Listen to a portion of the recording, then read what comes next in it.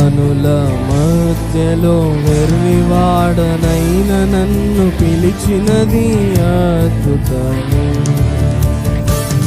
నేను దేనికి పాత్రను కాదు, ఇది కృపయే వేరేమి లేదు. నేను దేనికి పాత్రను కాదు, ఇది కృపయే వేరేమి లేదు. ఎబినేజరు ఎబినేజరు ఇంతవరకు మోసితివే. ఎబినేజరు ఎబినేజరు నా తలంపులతో